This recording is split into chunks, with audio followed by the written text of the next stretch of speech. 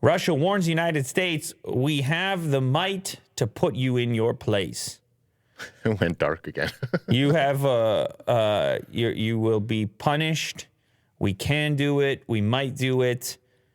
Shut up and get out of our way would be another way of figuring out this headline.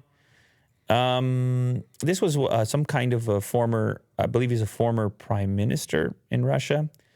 And what is his name? Dmitry Medvedev served as president from 2008 to 2012. He is now the deputy secretary of Russia's Security Council.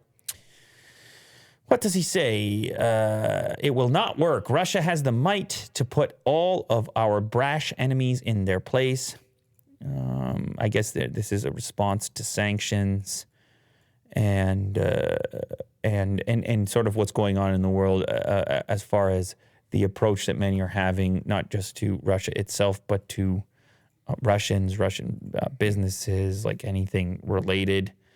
Russia says that despite sanctions, scroll down a bit, Will, it can fare well without what it casts as a deceitful and decadent West led by the United States. It says its bid to forge ties with the West after the 1991 fall of the Soviet Union is now over, and that it will develop ties with other powers such as China. Well, yeah, I mean, it would certainly be difficult to mend that one at the moment, though I did hear that Biden has a meeting Right now? with Xi coming up. Okay. They got a meeting. So whatever they're going to talk about it, whatever that means. Former Starbucks CEO Howard Schultz to return as the chain faces union push and rising costs.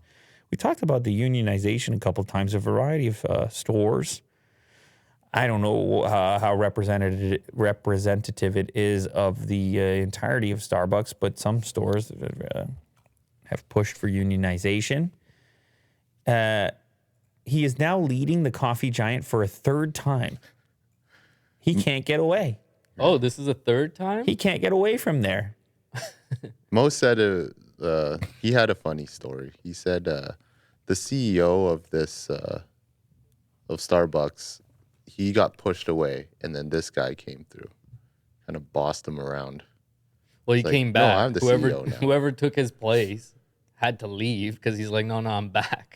Imagine being CEO for like whatever 5 minutes you were. You put a guy, and then Yeah. and then you come back. You're like, nice try. I'm back. Yeah.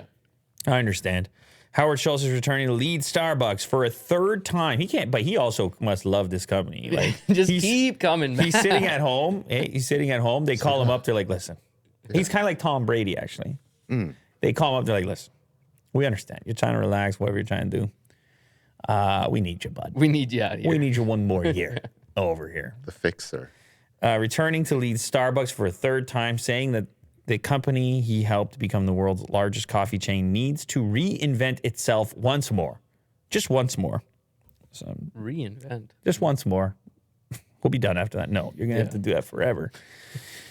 He's the guy who built it from a handful of Seattle-based coffee shops to a global giant before retiring in 2018. Although I did not plan to return to Starbucks, I know the company must transform once again to meet a new and exciting future where all of our stakeholders mutually flourish. Oh. I know they shut down stores. I never saw them shut down stores before. And then all of a sudden I started seeing them shut down a few stores, particularly around here, ones that didn't have a drive-through. They shut them down. I don't know if you guys noticed. I don't know if you frequent the Starbucks, but I noticed. I always look at the little businesses. I say, what's going on? I'm curious. That was some sort of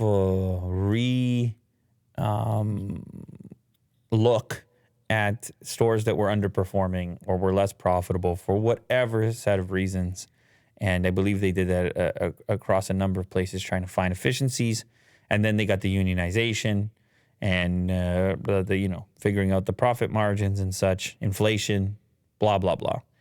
So we'll see if he can pull it off for a third time, Mr. Schultz. Yeah, they've been successful. Invigorate.